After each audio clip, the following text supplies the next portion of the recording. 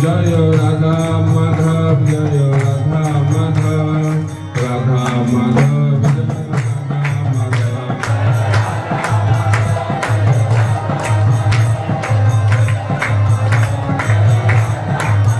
जय गौर निताय, जय गौर निताय, गौर निताय, जय गौर निताय।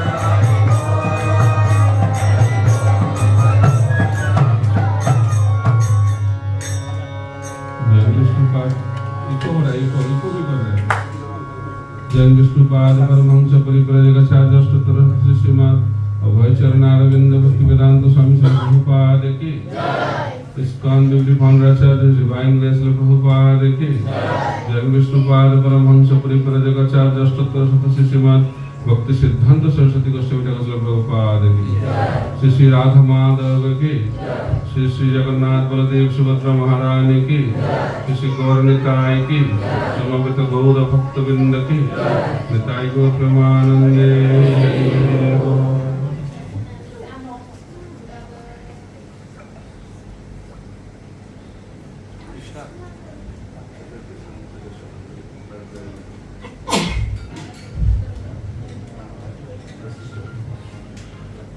ओम ज्ञानतिमिरान्धस्य ज्ञानाञ्जनशलाकया चक्षुरुन्मीलितं येन तस्मै श्रीगुरवे नमः। श्रीचैतन्यमनोभीष्टं स्थापितं येन भूतले स्वयं रूप कदा मह्यं ददाति पदान्तिकं। वन्देऽहं श्रीगुरुं श्रीयुतपदकमलं श्रीगुरुं वैष्णवांश्च श्रीरूपं साग्रजातं सहगना रघुनाथान्वितं तं सजीवं साद्वैतं सावधूतं परिजनसहितं कृष्ण चैतन्यदेवं श्रीराधा कृष्णपादं सहगना ललिता श्रीविशाखान्वितांश्च। नमो विष्णुपादाय कृष्णप्रेष्ठाय भूतले श्रीमते भक्तिवेदांत स्वामिनिति नामिने। नमस्ते सारस्वते देवे गौरवाणी प्रचारिणे निर्विशेष शून्यवादी पाश्चात्य देशतारिणे। वाञ्छाकल्पतरूपस्य कृपा सिन्धुभ्येव च पतितानां पावनेभ्यो वैष्णवेभ्यो नमो नमः। नमो महावदन्नाय कृष्ण प्रेम प्रदायते कृष्णाय कृष्ण चैतन्य नाम्ने गौरशिष्ये नमः। हे कृष्ण करुणा सिंधु दीनबंधु जगत्पते गोपेश गोपिका कांत राधा कांत नमस्तुते तप्त कांचन गौरांगी राधे वृंदावनेश्वरी वृषभानुसुते देवी प्रणमामि हरिप्रिये। जय श्री कृष्ण चैतन्य प्रभु नित्यानंद श्री अद्वैत गदाधर शिवासादि गौर भक्तवृंद। हरे कृष्णा कृष्णा कृष्णा हरे हरे हरे राम राम राम हरे हरे। मुखं करोति वाचालं पंगुलंघयते गिरिं यत्कृपातमहं वन्दे श्रीगुरुं दिनतारिणं परमानन्दमाधवं श्रीचैतन्यईश्वरम्। हरे कृष्णा। जोर से बोलिए हरे कृष्णा हरे कृष्णा कृष्णा कृष्णा हरे हरे हरे राम राम हरे हरे। Very good. तो अभी इसके पास मोबाइल फोन है, थोड़ा उनको विश्राम दीजिए। साइलेंट मोड में, नहीं तो फ्लाइट मोड में, नहीं तो स्विच ऑफ मोड में डाल दीजिएगा। और जो उसके पास मोबाइल फोन नहीं है वो बहुत आनंद में रह सकते हैं। जो छोटे छोटे बच्चे हैं वो थोड़ा पीछे रहे तो अच्छा है, क्योंकि वो लोग कुछ करना चाहते हैं लेकिन क्लास सुनने के लिए उनको बहुत उनका क्या होता है, रेस्टलेस हो जाते हैं वो लोग। तो उसके लिए उनको पीछे लेके जाइए तो वो अच्छे रहेंगे। इधर कितने लोग बांग्ला समझ सकते हैं?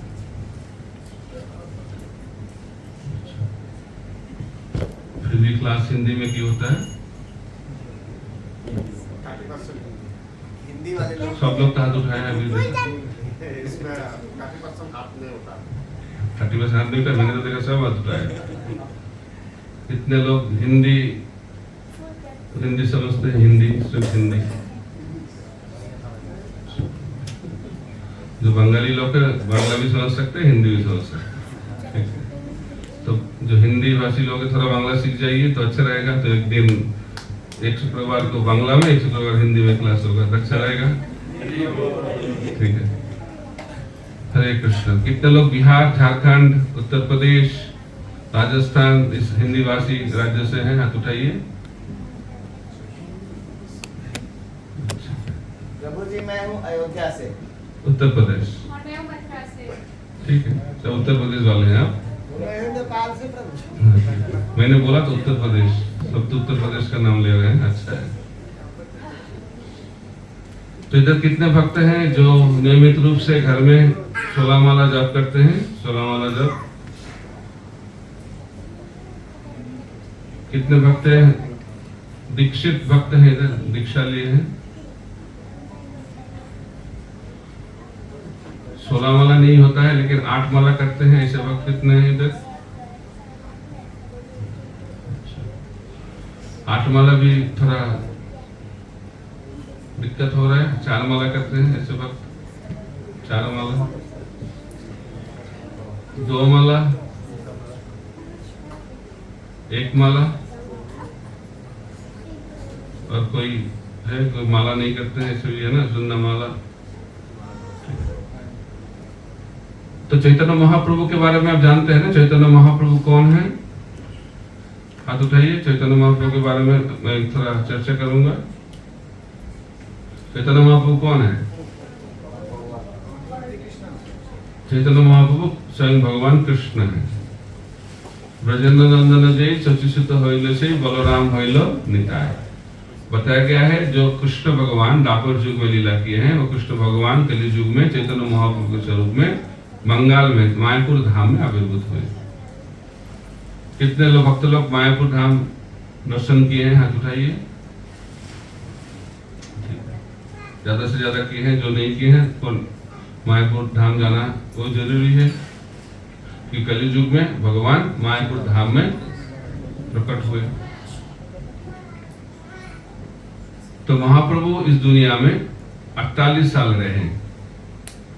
24 साल उन्होंने नवद्वीप धाम में लीला किए गृहस्थ आश्रम में। 24 साल में उन्होंने सन्यास आश्रम लेके चले गए किधर? जगन्नाथपुरी में। और जगन्नाथपुरी धाम में रह के पूरा भारत में प्रचार किए, कृष्ण भक्ति का प्रचार किए। और उन्होंने एक भविष्यवाणी की। वो भविष्यवाणी क्या था? दुनिया भर कृष्ण भक्ति का प्रचार होगा। पृथ्वी त्याग से जत नगर आदि ग्राम सर्वत्र प्रचार हुए मोर नाम। कृष्ण नाम का प्रचार, कृष्ण भक्ति का प्रचार पूरा दुनिया भर होगा। ऐसे भविष्यवाणी चैतन्य महाप्रभु ने आज से 500 साल पहले किए थे। और उनके एक सेनापति भक्त कृष्ण कृपा श्री मूर्ति श्रील अभय चरण अरविंद भक्ति वेदांत स्वामी श्रील प्रभुपाद अंतर्राष्ट्रीय कृष्ण भावनामृत संघ इस्कॉन के द्वारा पूरा दुनिया भर कृष्ण भक्ति का प्रचार किए। अभी उनके अनुयायी भक्त लोग, प्रभुपाद जी ने खुद 108 मंदिर का स्थापना किए, लेकिन उनके अनुयायी लोग इस संख्या को और ज्यादा बढ़ा दिए। अभी 800 से भी ज्यादा मंदिर पूरा दुनिया भर है अंतर्राष्ट्रीय कृष्ण भावनामृत संघ का। और हजारों हजारों लाखों लाखों लोग चैतन्य महाप्रभु के बारे में सीख रहे हैं, गीता भागवत के बारे में शिक्षा ले रहे हैं। तो जब चैतन्य महाप्रभु जगन्नाथपुरी में थे तो नवद्वीप मायापुर से भक्त लोग जगन्नाथपुरी जाते थे चातुर्मास्य में, और रथ यात्रा करके चातुर्मास्य करके वो लोग आ जाते थे। तो एक बार एक भक्त ने महाप्रभु को पूछा, हे महाप्रभु, हम लोग तो घर में रहते हैं, गृहस्थ भक्त हैं हम लोग, तो हम लोगों को भगवान प्राप्त करने के लिए क्या करना चाहिए? घर में रह के हम लोग कैसे सिद्धि लाभ कर सकते हैं? तो महाप्रभु ने बताया 2 सेवा आपको करना पड़ेगा। तो महाप्रभु ने बताया एक सेवा है नाम सेवा और दूसरा सेवा है वैष्णव सेवा। तो महाप्रभु ने शिक्षा दी, हम लोगों को भगवान को जानना है, भगवान को प्राप्त करना है, भगवत धाम जाना है, मनुष्य जीवन का अंतिम लक्ष्य को प्राप्त करना है, तो क्या करना चाहिए? भगवान का नाम लेना चाहिए।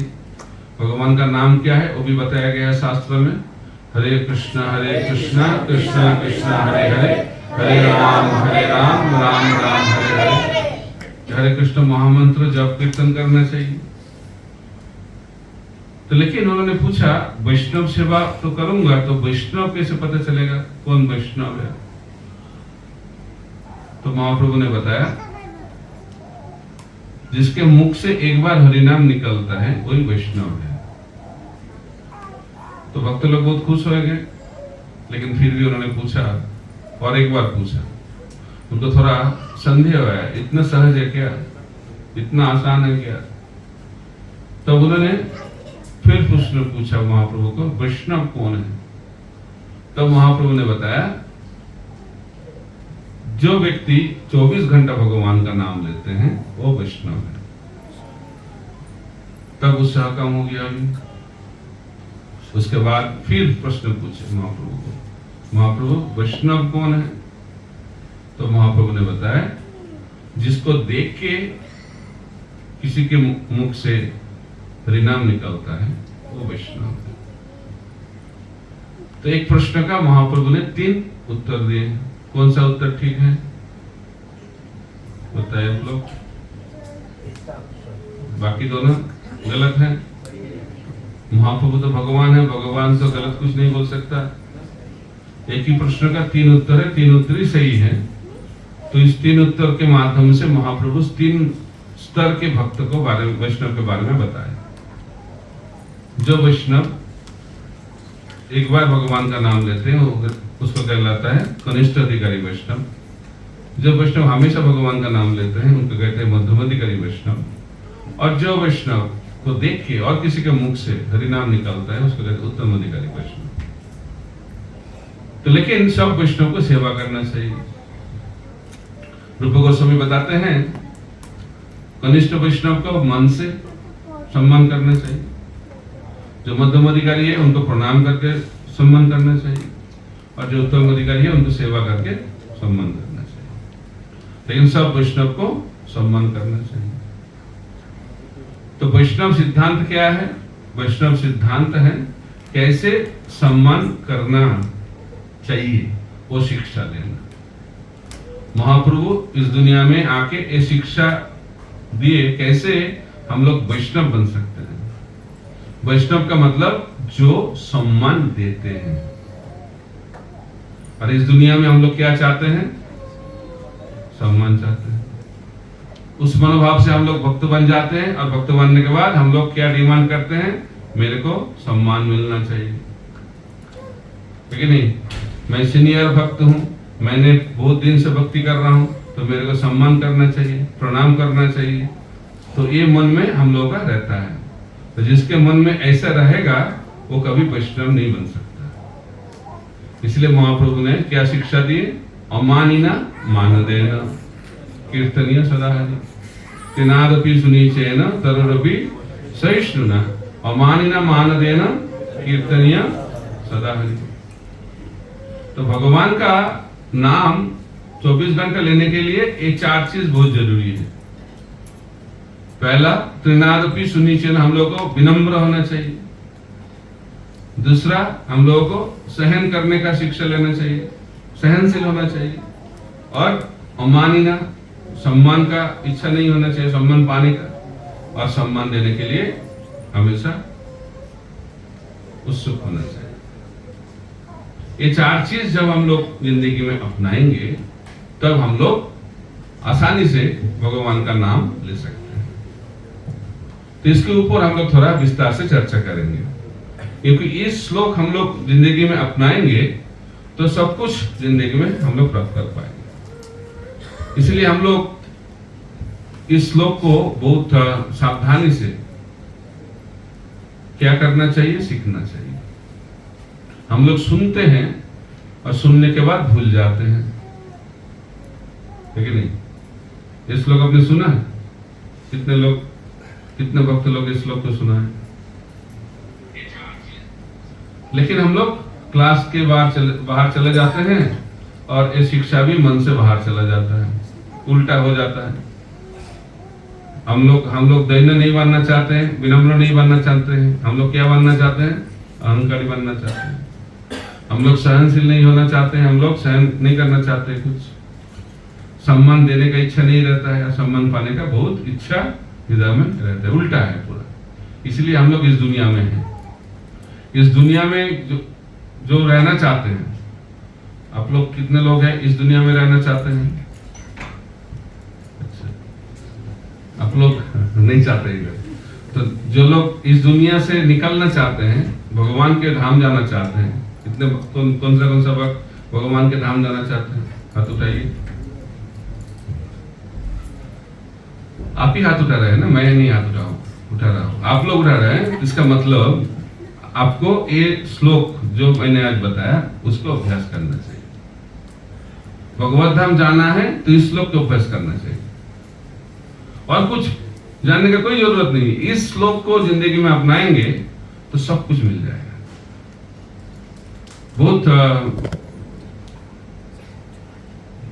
बहुत कठिन है, लेकिन नामुमकिन नहीं है। इसलिए श्रील प्रभुपाद जी ये अंतरराष्ट्रीय कृष्ण भावान्वित संघ बनाए, क्योंकि भक्ति का मतलब है अंदर का परिवर्तन। भक्ति का मतलब बाहरी परिवर्तन नहीं है। तो हम लोग बाहरी परिवर्तन में बहुत खुश हो जाते हैं। दीक्षा हो गया, इसका मतलब क्या है? नाम बदल गया। हम लोग जैसे कपड़ा पहनते हैं वो भी बदल गया, रहने का जगह भी बदल देते हैं, सब कुछ बदलते हैं, लेकिन जो चीज बदलना चाहिए वो बदलते नहीं। अंदर बदलते नहीं, हृदय बदलते नहीं है कि नहीं? तो इसलिए भक्ति में आगे बढ़ने का मतलब अंदर का परिवर्तन हो रहा है, और ये चारों चीजों से पता चलेगा हम लोग अंदर से परिवर्तन जिंदगी में आ रहा है कि नहीं। हम लोग को पूछना चाहिए, मेरे को सम्मान चाहिए न सम्मान देना चाहिए। ये हमारा शिक्षा है। तो जो भक्त भक्ति में आगे बढ़ रहा है, इसका लक्षण क्या है? वो सम्मान ज्यादा देते हैं, ये लक्षण है। और जिसके हृदय में सम्मान पाने का इच्छा है, उसका मतलब वो भक्ति में पीछे जा रहा है। तो कठिन है समझना, कठिन है, कठिन नहीं, लेकिन अभ्यास करना थोड़ा कठिन है, क्योंकि दिल में क्या रहता है? मेरे को सम्मान मिले। और हम लोग बाकी लोगों को क्या, खुद का सम्मान चाहिए, और बाकी को क्या करते हैं? हम लोग निंदा करते हैं, इसलिए अटक जाते हैं। एक बार हमारे गुरु महाराज जयपता के स्वामी गुरु महाराज बता रहे थे, 20 साल 25 साल 30 साल जप करने के बाद भी हृदय का परिवर्तन नहीं हो रहा है, उसका मतलब क्या चल रहा है जिंदगी में? अपराध चल रहा है। जो भक्त और भक्त को सम्मान नहीं देगा, वो कभी भक्ति में आगे नहीं बढ़ सकता, और जो भक्त आगे नहीं बढ़ेगा वो एक जगह नहीं रह सकता, वो पीछे जाएगा। एक सिद्धांत बताया गया है। इसलिए हम लोगों को महाप्रभु का जो सिद्धांत है, महाप्रभु की जो शिक्षाएं हैं, वो बहुत सरल हैं, लेकिन बहुत गंभीर है। इसलिए भक्ति विनोद ठाकुर बोलते हैं, गुरुदेव कृपा बिंदु दिया करोई दासे तिनापेक्षा अतिहीन, सकल सहने बल दिया करो निज माने स्वीयाहीन, सकले सम्मान करिते सकती देहनाथ যথাযথ, तबे तो गाइबो हरिनाम सुखे अपराध होवे। हम लोग पूछते हैं कैसे अपराध से मुक्त होंगे? भक्ति विनोद ठाकुर बताते हैं, सकले सम्मान करिते सकती, जब हम लोग सबको सम्मान करेंगे तब क्या होगा? अपराध से मुक्त हो जाएंगे। इसलिए श्रील प्रभुपाद जी बताते हैं, कनिष्ठ मध्यम उत्तम वैष्णव का जो 3 स्तर हैं, वो किसके ऊपर हम लोग विचार करेंगे? कैसे वो भक्त सम्मान दे रहे हैं। जो कनिष्ठ वैष्णव है, वो 2 व्यक्ति को सम्मान देते हैं, भगवान को और गुरुदेव को, और ये दोनों को छोड़कर और किसी को सम्मान नहीं करता है। एक कौन भक्त का लक्षण है? कनिष्ठ वैष्णव का लक्षण है। मध्यम वैष्णव का क्या लक्षण है?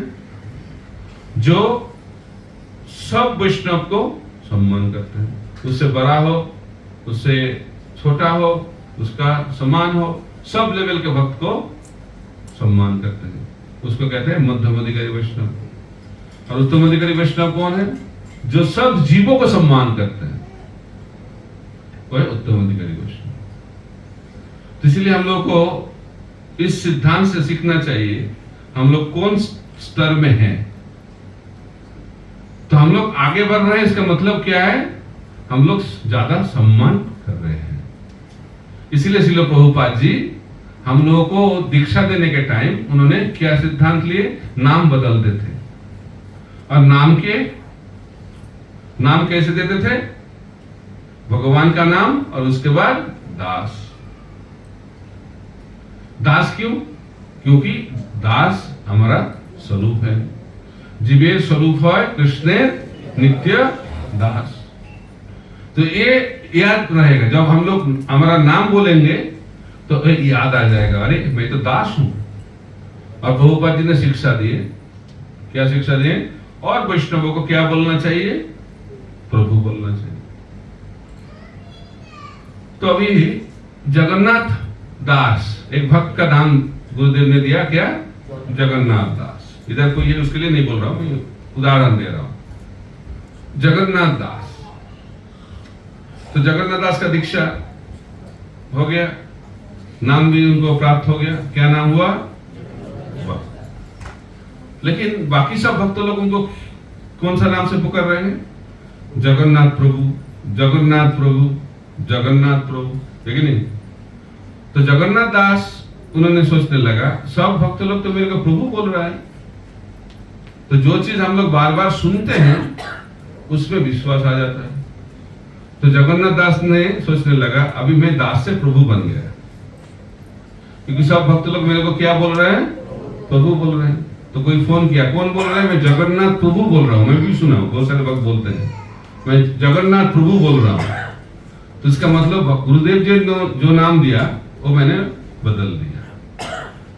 दूसरी बार दीक्षा हम लोग प्राप्त कर लिए। गुरुदेव ने नाम दिया क्या, जगन्नाथ दास। अभी मेरा नाम क्या हो गया, जगन्नाथ प्रभु। अच्छा लग रहा है ना। उन्होंने सोचा इसमें क्या मजा है प्रभु में, इस्कॉन में सब कुछ महा है, महाप्रसाद, महा हरिनाम, महाविभू, सब बोलते हैं ना महा। तो उन्होंने सोचा अभी प्रभु होने से क्या फायदा, महाप्रभु बनने से आएगा मजा। तो सोचते प्रभु से कहा मैं बनूंगा महाप्रभु। ये हृदय में चलता रहता है। तो हम लोग सोचते हैं हम लोग आगे बढ़ रहे हैं, इसका मतलब क्या है, दास से प्रभु, प्रभु से महाप्रभु। तो कितने भक्त को महाप्रभु बनना है, हाथ उठाइए। नहीं बनना।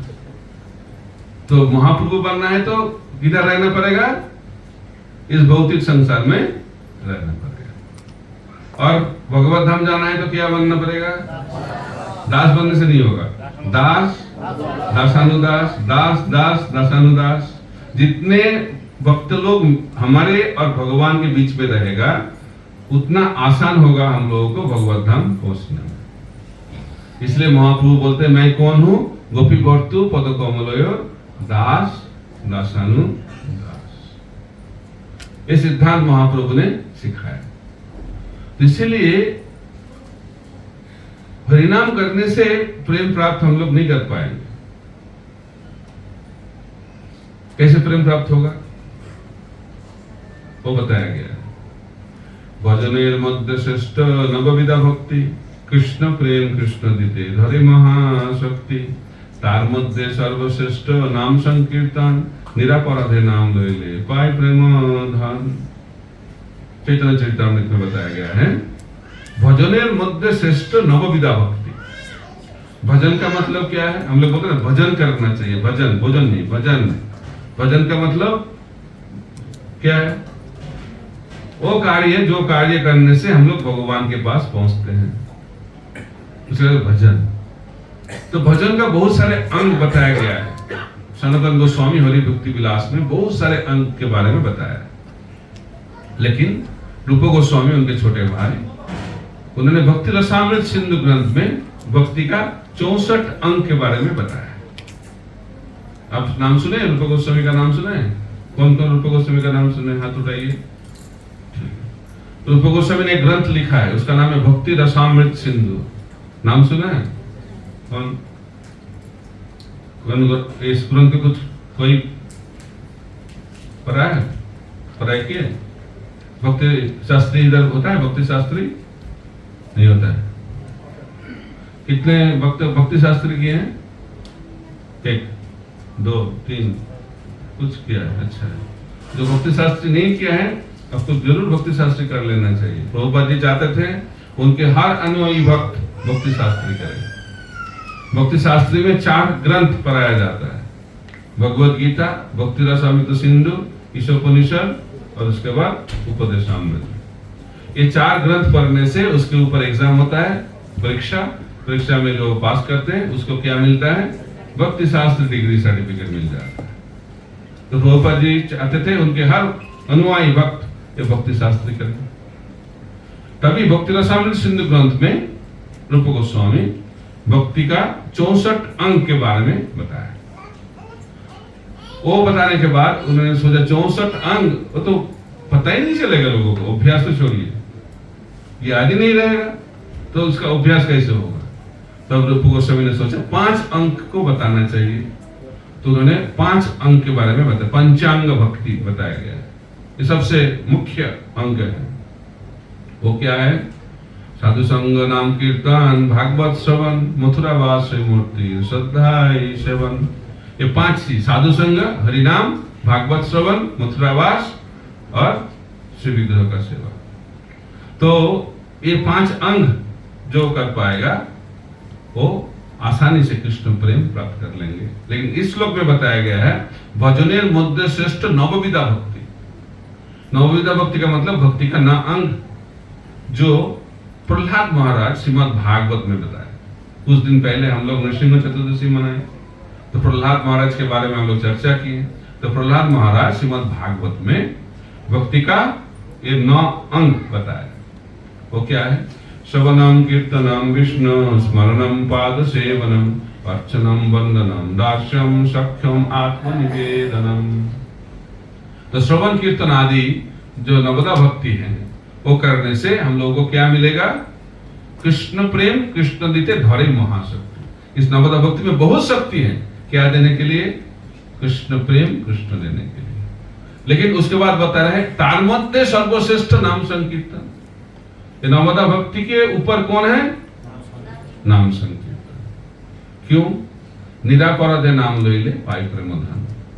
अपराध से मुक्त होके कोई भगवान का नाम हरे कृष्णा कृष्ण कृष्ण हरे हरे, हरे राम राम राम हरे हरे।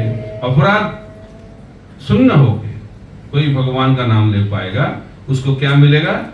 कृष्ण प्रेम। अभी प्रश्न होगा जो अपराध करते हैं उसको क्या मिलेगा? उसको भी कुछ मिलेगा, जरूर मिलेगा। जो अपराध करते हैं उसको क्या मिलेगा? भौतिक सुख मिलेगा, भौतिक ऐश्वर्य मिलेगा, बड़ा बड़ा मकान मिलेगा, बहुत पैसा मिलेगा, नौकरी में प्रमोशन मिलेगा, व्यापार में ज्यादा लाभ मिलेगा।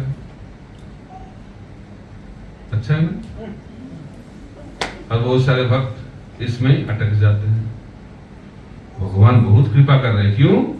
जब करने के बाद अभी मेरा प्रमोशन हो गया तो 16 वाला क्यों, मैं 32 वाला चालू करता हूं और भी डबल प्रमोशन हो जाएगा। तो इसको कहते हैं अपराध शून्य नाम नहीं, इसमें अपराध हो रहा है। क्योंकि भगवान का नाम ले रहे हैं लेकिन उद्देश्य क्या है? भौतिक लाभ। क्या मिलेगा मेरे को? इसमें भगवान आसानी से वो चीज दे देता है, चॉकलेट जैसा। चॉकलेट लड्डू हम लोग जब पिता माता को मांगते हैं ना तो आसानी से मिल जाता है। तो भगवान सोचते ओ ये भक्त मेरे से लड्डू मांग रहे, दे दो, धनंग जनंग सुंदरिंग कवितांग दे दो, और आसानी से मिल जाएगा। और भक्त भी खुश, भगवान भी सोच रहे ठीक है खुश रहो बाबा। जिथामं प्रबद्धन्ते तांस तथैव भजाम्यहम्। जो कृष्ण के पास जाते हैं जो मांगता है भगवान वो दे देता है। लेकिन महाप्रभु बोल रहे हैं मैं तो ऐसा नहीं करता हूँ। महाप्रभु क्या बोल रहे हैं वो सुनना चाहिए, क्योंकि महाप्रभु हम लोगों के लिए एकमात्र भरोसा है कलियुग में। तो महाप्रभु बताते हैं आमा भजे विषय मांगे से तो बड़ मूर्ख, आमी तो विज्ञ तारे विषय केने দিব, स्वचरण अमृत दिया विषय बुलाई को। महाप्रभु बोल रहे हैं मेरे पास आके वो भक्त मेरे से क्या मांग रहा है? भौतिक चीज मांग रहा है। तो उसको महाप्रभु क्या बोल रहे हैं? बुद्धिमान, बहुत बुद्धिमान। क्या बोल रहे हैं? से तो बड़ो मूर्ख हो, महामूर्ख है वो। जो भगवान हम लोग को वैकुंठ दे सकता है, जो भगवान हम लोग को गोलोक दे सकता है, उनके पास जाके 1 लाख रुपए दे दो, एक मकान दे दो, ये बुद्धिमानी है क्या?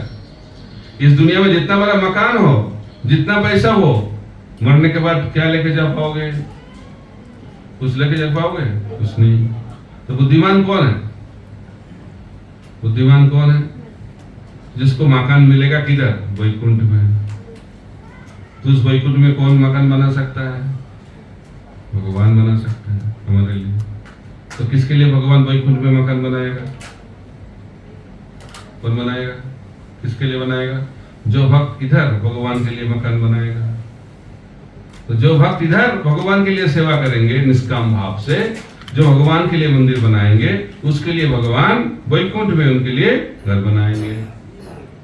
तो इसलिए जो भगवान हम लोग को वैकुंठ दे सकता है उसके पास जाके मकान दे दो, पैसा दे दो, ये दे दो।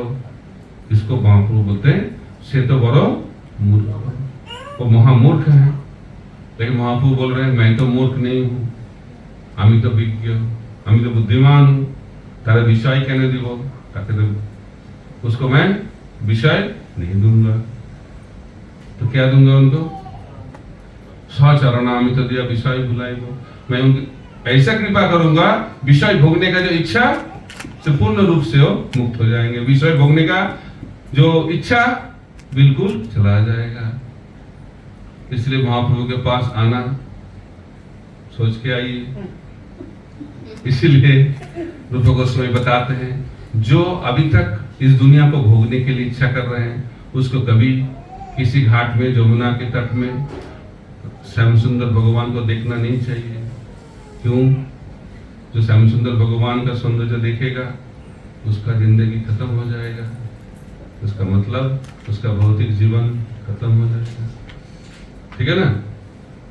भागवत में भगवान बताते हैं जिसको मैं विशेष भाव से कृपा करता हूँ उसको क्या करता हूँ, जो भौतिक चीज है उससे छीन लेता हूँ।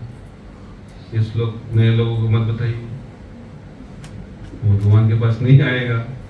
इसलिए भगवान चाहते हैं हम लोग भौतिक आसक्ति से क्या मुक्त हो जाए। क्योंकि जब तक भौतिक आसक्ति रहेगा तब तक हम लोग इस दुनिया में ही रहेंगे, भगवत धाम नहीं जा सकते। तो लोग पूछते हैं कितने दिन लगेगा एक भौतिक आसक्ति से मुक्त होने के लिए? 1 साल लगेगा, 5 साल लगेगा, 10 साल लगेगा, कितने साल लगेगा? आपको क्या लग रहा है? ये प्रश्न पूछते हैं। एक छोटा कहानी मैं बताता हूँ, सुनना चाहते हैं कहानी? कितने दिन लगेगा? ठीक है। एक व्यक्ति गांव में रहते थे और गांव के बाहर कभी नहीं गए। लेकिन क्या हुआ, उसको गांव के बाहर जाने के लिए एक दिन आ गया, उसको एक काम उनको आया जिसके लिए उनको गांव के बाहर जाना पड़ रहा है। उनको तो पता नहीं कैसे जाना है, तो उनको पता चल गया रेलगाड़ी से, ट्रेन से जाना पड़ेगा। ट्रेन स्टेशन किधर है वो भी पता नहीं। उन्होंने सुना गांव के बाहर ट्रेन स्टेशन है, तो उन्होंने घर से निकला और जब वो जा रहे थे स्टेशन की तरफ तो रास्ते में एक किसान खेती कर रहे थे। तो किसान को पूछा आप जानते हो क्या इधर से स्टेशन जाने में कितना टाइम लगेगा? किसान कोई उत्तर नहीं दे रहा है। और जोर से पूछा, फिर भी उत्तर नहीं दे रहा है। और जोर से पूछा, फिर भी उत्तर नहीं दे रहा है। उन्होंने सोचा सुनने में दिक्कत है, नहीं तो कुछ प्रॉब्लम है, तो मैं उनके साथ रहूंगा तो ट्रेन मिस हो जाएगा। उन्होंने दौड़ना चालू किया। जब दौड़ना चालू किया, किसान ने बताया आपको 15 मिनट लगेगा। तो वो व्यक्ति ने बोला अरे अब तक मैं चिल्ला रहा था, चिल्ला के मेरा जिंदगी खत्म हो गया, फिर भी आप उत्तर नहीं दे रहे थे। लेकिन जब मैंने दौड़ना चालू किया आपने उत्तर दिया, ऐसा क्यों? उन्होंने बताया बहुत सहज है, सरल है। जब आप प्रश्न पूछ रहे थे मेरे को पता नहीं था आपका स्पीड कितना है, अभी तो मेरे को पता चल गया आपका स्पीड कितना है। इस स्पीड में दौड़ोगे तो 15 मिनट लगेगा। इसलिए भगवत धाम जाने में कितना टाइम लगेगा? कितना स्पीड में चल रहे हो? बैलगाड़ी में जा रहे हो, राजधानी एक्सप्रेस ना फ्लाइट, उसके ऊपर डिपेंड करेगा कब पहुंचोगे भगवत धाम, है ना? इसलिए स्पीड के ऊपर डिपेंड करेगा कितना टाइम लगेगा। खट्टंगा महाराज को एक मुहूर्त में पहुंच गए, परीक्षित महाराज 7 दिन में पहुंच गए। इसलिए हम लोगों को ये सीखना चाहिए कैसे भगवान के चरण में शरणागत होना चाहिए। शरणागति जब पूर्ण रूप से हो जाएगा तुरंत भगवान को हम लोग प्राप्त कर लेंगे, है कि नहीं? द्रौपदी का वस्त्रहरण हो रहा था तो भगवान कृष्ण किधर थे? द्वारका में थे। रुक्मिणी देवी बताने लगी अरे प्रभु उनके पास जाइए, आपकी बहुत प्रिय भक्त हैं द्रौपदी, उनको थोड़ा सुरक्षा दीजिए। भगवान ने बताया जरूर दूंगा, लेकिन मैं सोच रहा हूँ कैसे जाऊं। उन्होंने बोला आपके पास तो गरुड़ जी है, गरुड़ वो स्लो चलता है, स्लो, वो तो बहुत तेज में भागता है। नहीं, जब गजेंद्र हम लोग मेरे को प्रार्थना कर रहे थे सहायता के लिए, मैंने गरुड़ के ऊपर जाके मैं जा रहा था, लेकिन मैं गुरु जी को बोल रहा था और तेज चलो और तेज चलो, तो गुरु जी तेज चलने का कोशिश किया, लेकिन उनका ब्रेक डाउन हो गया, तो मेरे को उनको लेके चलना पड़ा। इसलिए गुरु जी के ऊपर जाके मैं उधर नहीं जाना चाहता हूँ, ऐसा बात कर रहे थे कृष्ण भगवान। कुछ देर के बाद भगवान प्रकट हो गए उधर से, और कुछ देर के बाद फिर पहुंच गए। तो रुक्मिणी देवी ने उनको पूछी आप किधर गए थे, तो उन्होंने बोला मैं हस्तिनापुर से आ गए, उधर द्रौपदी को सहायता करके इधर आ गए। तो रुक्मिणी देवी ने भगवान को पूछी आप कैसे गए थे, उन्होंने बोला मैं जब उन्होंने रुक्मिणी देवी से फिर पूछे आप तो बता रहे थे कि कैसे जाओगे, तो कृष्ण भगवान बोले ऐसा आपके साथ थोड़ा मैं थोड़ा टाइम पास कर रहा था। क्यों? मैं वेट कर रहा था कब द्रौपदी पूर्ण रूप से शरणागत होंगे। जब द्रौपदी पूर्ण रूप से शरणागत हो गए तो उनके प्रेमाश्रु, शरणागति के अश्रु, आंखों का जो पानी जब निकल गए, उसको मैं वाहन बना के तुरंत उधर पहुंच गए। इसीलिए जो भगवान के चरण में पूर्ण रूप से शरणागत होते हैं उसके पास भगवान तुरंत आ जाता है, गुरु को जरूरत नहीं पड़ता है। इसलिए शरणागति भगवान को प्राप्त करने का एकमात्र माध्यम है। तो शरणागति क्या है? शरणागति भक्ति है और भक्ति शरणागति है। इसीलिए भक्ति विनोद ठाकुर बोलते हैं शरंग शरणागति हुई वे जहाँ तहार प्रार्थना सुने सुनंद कुमार। हम लोग भगवान के साथ बात करते हैं, हम लोग कोई पता नहीं चलता भगवान सुन रहे कि नहीं सुन रहे। तो कौन भक्त का बात भगवान सुनेंगे? जो भगवान के चरण में पूर्ण रूप शरणागत है कि नहीं? तो शरणागति क्या है? शरणागति का 6 लक्षण बताया गया है। दैनात्मनिवेदन तृप्ति वरन अवश्य रखे वे कृष्ण विश्वास पालन भक्ति अनुकूल मात्र कार्य रसिकार भक्ति प्रतिकूल भाव वर्जन अंगीकार। इधर भी शास्त्र बता रहे हैं, आचार्य लोग बता रहे हैं शरणागति का पहला लक्षण है विनम्रता। सुनी हर जगह एक चीज नहीं होगा तो बाकी कुछ चीज नहीं होगा, गाड़ी आगे नहीं बढ़ेगा।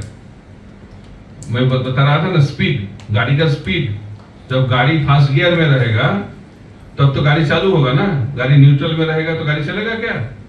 जितना भी एक्सीलरेटर दबाओ उसमें होगा कुछ नहीं होगा। तो गाड़ी को आगे लेके जाना है तो गाड़ी को फास्ट गियर में डालना पड़ेगा। तो गाड़ी कब फास्ट गियर में आएगा? जब त्रिनादपि सुनीचैन, जब तक अहंकार रहेगा तब तक गाड़ी आगे नहीं बढ़ेगा, क्योंकि गाड़ी न्यूट्रल गियर में रहेगा। आवाज निकलेगा, धुआं निकलेगा, लेकिन गाड़ी आगे नहीं बढ़ेगा। तो हम लोग भक्ति में आते हैं, हरिनाम करते हैं, भागवत सुनते हैं, उत्सव में आते हैं, फिर उसके बाद भी सोच रहे गाड़ी आगे नहीं बढ़ रहा है, उसका मतलब गाड़ी न्यूट्रल गियर में है। उसका कारण क्या है? अहंकार। अहंकार के कारण अपराध करते हैं, और अपराध के कारण क्या होता है? गाड़ी पीछे आ जाता है, रिवर्स गियर में आ जाता है। ठीक है ना? पाप करने से आसक्ति के कारण गाड़ी न्यूट्रल गियर में रहते हैं, और अपराध करने से क्या होगा? गाड़ी रिवर्स गियर में आ जाएगा। तो गाड़ी को आगे बढ़ाना है तो क्या करना चाहिए? गाड़ी को फास्ट गियर में। तो फास्ट गियर में का मतलब त्रिनादपि सुनीचैन तरुणपि सहिष्णुना अमानि न मान देना कीर्तनीय सदा है। ये बहुत जरूरी है। इसलिए दैन विनम्रता बहुत जरूरी है। अहंकार किधर से आता है? अज्ञान से।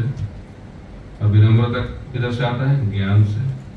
तो ज्ञान का मतलब क्या है? हम लोग कौन है जानना चाहिए, भगवान क्या कौन है वो जानना चाहिए, भगवान के साथ हमारा संबंध क्या है वो जानना चाहिए। तो महाप्रभु बहुत सरल तरीके से बताए, जीवेर स्वरूप है कृष्ण नित्य दास, भगवान नित्य प्रभु है और हम लोग भगवान के नित्य दास हैं।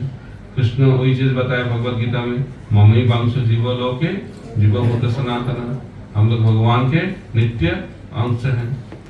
इस शरीर में बहुत सारे अंश हैं, इनका काम क्या है, इस शरीर को सेवा करना। इसी तरह हम लोगों का क्या काम है, भगवान का सेवा करना। तो जब हम भगवान का सेवा करते हैं तब हम लोग भक्ति में आगे बढ़ते हैं। भक्ति का मतलब ही भगवान की सेवा। तो इस इंद्रिय से जब भगवान का सेवा हम लोग करते हैं तो धीरे धीरे क्या होता है, इंद्रिय शुद्ध हो जाता है। अभी इंद्रिय में, मन में क्या वासना है, इस दुनिया को भोगने का वासना है। और जब हम लोग भगवान की सेवा में लग जाते हैं तो इस दुनिया को भोगने का जो इच्छा है वो कम होता जाता है और हम लोग भगवान को संतुष्ट करने के लिए प्रयास करते हैं। तो भगवान को संतुष्ट करने के लिए जो प्रयास करते हैं वो भगवान के पास पहुंच जाते हैं और जो इस दुनिया को भोगने के लिए कार्य करते हैं वो इस दुनिया में रहते हैं। महाप्रभु बताते हैं, आत्मेन्द्रिय प्रीति वांछा करे बले काम, कृष्णेन्द्रिय प्रीति इच्छा धरे प्रेम नाम। कार्य को बदलना नहीं चाहिए, लेकिन क्यों कार्य कर रहे हैं ये बहुत जरूरी है। जब कर रहे हैं, क्यों जब कर रहे हैं, उसके ऊपर, उसके आधार पर हम लोग किधर पहुंचेंगे वो निर्धारित होगा। सब लोग जब कर रहे हैं इसका मतलब सब लोग भगवत धाम जाएंगे ऐसा नहीं है। उसके पीछे कारण क्या है। जो तमोगुण में रहते हैं वो तमोगुण में जप करते हैं, जो रजोगुण में है रजोगुण में जप करते हैं, जो सत्वगुण में है वो सत्वगुण में जप करते हैं और जो शुद्ध सत्व है वो शुद्ध सत्व जप करते हैं। जो शुद्ध सत्व में है वही भगवत धाम जाएगा, बाकी सब इधर रहेंगे। तमोगुण में क्यों भक्ति करते हैं लोग, डर से। तमोगुण का लक्षण क्या है, डर। भगवान है तो कुछ कर लेना चाहिए। नास्तिक लोग भी पूजा कर लेते हैं। एक बार एक आस्तिक दोस्त ने एक नास्तिक दोस्त के पास गए, उसके घर में जाके देखा ऐसा सुंदर मंदिर, पूजा कर रहे हैं। अरे बोला आप तो नास्तिक हो, फिर पूजा क्यों करते हो, अब तो मेरे को बताते हो आप नास्तिक हो। मैं नास्तिक हूँ तो फिर पूजा क्यों करते हो। बोले देखो आप तो दोस्त, तो आपको तो झूठ नहीं बोलना चाहिए, मैं नास्तिक हूँ फिर भी अंदर की डर है, इनकेस भगवान है तो थोड़ा घुमा देता हूँ, क्या समस्या है उसमें। इसलिए डर से भक्ति करते हैं तमोगुण में। और रजोगुण में क्यों भगवान के पास आते हैं, मेरे को क्या मिलेगा, क्या भौतिक चीज मिलेगा, क्या लाभ मिलेगा, ये रजोगुण का लक्षण है। सत्वगुण में क्यों भक्ति करते हैं, ड्यूटी, ये मेरा ड्यूटी है, ये करना चाहिए, जीवों का लक्षण है भगवान की सेवा करना। और जो शुद्ध सत्व में जाते हैं वो क्यों भक्ति करते हैं, प्रेम के कारण। जो भी करते हैं भगवान को प्रेम करके करते हैं, वही भक्त भगवान के पास पहुंच जाएंगे। आत्मेन्द्रिय प्रीति वांछा कार्य वाले काम, कृष्णेन्द्रिय प्रीति इच्छा घरे प्रेम नाम। इसलिए भगवान के पास पहुंचना है तो जो कुछ हम लोग करेंगे भगवान को संतुष्ट करने के लिए करेंगे, तब हम लोग भगवान के पास पहुंच सकते हैं। हम लोग भक्ति कर रहे हैं लेकिन भक्ति के कारण हमारा चेतना शुद्धिकरण हो रहा है कि नहीं ये देखना चाहिए। जप हो रहा है, भागवत श्रवण हो रहा है, सब कुछ हो रहा है, लेकिन अंतःकरण अंदर जो बहुत सारी चीज है वो उसका क्या हो रहा है। इसीलिए शास्त्र बार बार हम लोगों को ये बता रहे हैं, हम लोगों को ये सिखा रहे हैं, हम लोगों को क्या करना चाहिए और क्या नहीं करना चाहिए, हम लोगों को जप करना चाहिए और क्या करना नहीं चाहिए, क्या करना नहीं चाहिए, अपराध नहीं करना चाहिए। ये दोनों चीज जो कोई करेगा, इसलिए महाप्रभु ने बताया वैष्णव सेवा नाम सेवा। सिर्फ नाम करने से कृष्ण प्रेम नहीं मिलेगा, वैष्णव को सेवा करना पड़ेगा। इसलिए भक्ति विनोद ठाकुर बताते हैं साधु संगे हरि नाम यही मात्र चाय, संसार चिंते আর কোনো বস্তু নাই। भागवत पर गया भागवत स्थाने एकांत आश्रय करो चैतन्य चरण। जिधर भी हम लोग जाएंगे क्या करना पड़ेगा? सत्संग करना पड़ेगा, साधु संग। साधु संग नहीं होगा तो कुछ नहीं होगा। इसलिए प्रभुपाद जी एक बार बताया, इस्कॉन में सब शुद्ध भक्त हैं। तो सुन के बहुत खुश हो गए भक्त लोग, फिर भी उसके अंदर लग रहा है सही बोल रहा है क्या प्रभुपाद, वो तो जानते हैं हम लोग कैसे शुद्ध भक्त हैं। तो प्रभुपाद जी ने बताया एक फल के साथ शुद्ध भक्त का तुलना कीजिए। आम, एक है ग्रीन मैंगो, कच्चा आम, राइप मैंगो पक्का, दोनों ही आम है, लेकिन अंतर है कि नहीं? क्या लगता है? अंतर है? कच्चा आम से क्या बनता है? चटनी, अलग टेस्ट। और पक्का आम से क्या मिलता है? मिठाई, अलग। इसी तरह दो तरीके का शुद्ध भक्त, कच्चा आम, पक्का आम जैसे। एक साधक शुद्ध भक्त और सिद्ध शुद्ध भक्त, दो तरीके का शुद्ध भक्त। तो कच्चा आम पक्का आम कैसे बनेगा बताइए? क्या करना चाहिए पक्का कच्चा आम को पक्का आम बनने के लिए? हाँ, पैर से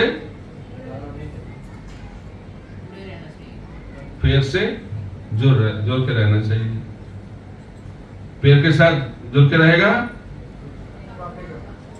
पक जाएगा, और पैर को छोड़ देगा तो क्या होगा? नीचे गिर जाएगा, सड़ा हुआ आम हो जाएगा, ठीक है नहीं? तीन तरीके का आम, कच्चा आम, पक्का आम और सड़ा हुआ आम। तो हमारा भी ऐसा हाल होगा। तो हम लोग जो भक्ति वृक्ष के साथ जुड़े रहेंगे, उसका मतलब भक्त के साथ जुड़े रहेंगे, तो क्या होगा? कच्चा आम पक्का आम बन जाएगा, ठीक है नहीं? लेकिन भक्त संग को छोड़ देंगे, जो भक्त संग को छोड़ देंगे उसका क्या होगा? क्या हो जाएगा? सड़ जाएगा। तो आप कौन सा आम बनना चाहते हैं? पक्का आम। तो क्या करना चाहिए? हाँ, भक्त संग में जुड़ के रहना चाहिए। ये सबसे बड़ा तपस्या है। 16 माला जप करना तपस्या है, मंगल आरती करना तपस्या है, लेकिन सबसे बड़ा तपस्या है क्या? भक्त संग में रहना, सबसे बड़ा तपस्या। और कलयुग में जो भक्त के साथ रहेंगे वही पक्का आम बनेगा। इसलिए श्रील प्रभुपाद जी ये अंतरराष्ट्रीय कृष्ण भावना में संघ बनाए। क्यों? ताकि भक्त लोग भक्त के संघ के साथ जुड़ रहे हैं और जुड़ के रहें और भक्ति में आगे बढ़े। इसलिए ये शिक्षा बहुत जरूरी है। वैष्णव आचार सीखना चाहिए हम लोगों को, साधन करना चाहिए, लेकिन साधन के साथ साथ हम लोगों को सीखना चाहिए भक्त के साथ कैसे व्यवहार करना चाहिए। तो भक्तों के साथ कैसे व्यवहार करना चाहिए? सम्मान करना चाहिए, सब भक्त को सम्मान करना चाहिए और भक्त को निंदा नहीं करना चाहिए। तो लोग बोलेंगे भक्त के अंदर तो बहुत दोष है, उसको बोलने से क्या समस्या है? समस्या है? दोष है कि नहीं? तो 5 के कब तक चलेगा क्लास? इसके बाद प्रश्न उत्तर नहीं है, तभी खत्म करते जल्दी फटाफट। तो 5 स्तर के लोग रहते हैं। सबसे नीचे 5 नंबर, वो क्या है? वो सबके अंदर क्या देखते हैं? सिर्फ दोष देखते हैं। जैसे भगवान सर्वव्याप्त है, उसकी दृष्टि में क्या है? दोषी दोष। सबके अंदर क्या देखेगा?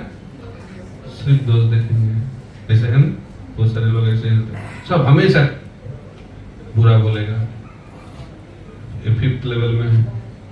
4th लेवल में वो दोष गुण दोनों देखेगा, लेकिन किसकी चर्चा करेगी? दोषों देखेगा दोनों, लेकिन चर्चा होगा दोषों का। 3रे लेवल में दोनों बराबर चलेगा, दोष गुण दोनों का चर्चा बराबर चलेगा। उसके बाद 2nd लेवल में क्या होगा? दोष गुण दोनों देखेंगे, चर्चा किसका होगा? गुणों का। और टॉप लेवल में चले जाओगे, पहले लेवल में तो क्या होगा? दोष दिखाई नहीं पड़ेगा, सिर्फ गुणों ही गुण दिखाई पड़ेगा। वही भक्त भगवान के धाम पहुंच जाएंगे। और जो दोष देखेंगे, किधर रहना पड़ेगा? इस दुनिया में रहना पड़ेगा। आप आप लोग हाथ उठाए क्लास से पहले, क्लास चालू करने से पहले आप लोग भगवत धाम जाना चाहते हो कि नहीं? कितने बार भगवत धाम जाना चाहते हो? अभी हाथ कम उठ रहा है, क्यों? डाउट हो रहा है लगता है। तो जो भगवान के पास पहुंचना चाहते हैं, दोस्त देखना बंद करना पड़ेगा, अभ्यास, है ना? इसलिए गोपा जी बताते सेकंड लेवल में आना बहुत जरूरी है, क्योंकि फास्ट लेवल में जाना बहुत कठिन है। लेकिन एटलीस्ट कौन सा लेवल में रहना चाहिए? सेकंड लेवल में, जिधर हम लोग किसके बारे में चर्चा करेंगे? गुणों के बारे में चर्चा करेंगे। दोस्त दिखाई पड़ेगा, लेकिन चर्चा किसका होगा? गुणों का। कोई मध्यम अधिकारी भक्त संघ है, इसलिए जगन्नाथ और रंगनाथ दो भगवान हैं। जगन्नाथ आंख बंद नहीं करते हैं और रंगनाथ हमेशा आंख बंद करते हैं। एक सोने वाला भगवान, एक खाने वाला भगवान, दोनों भगवान के उदाहरण देता हूँ।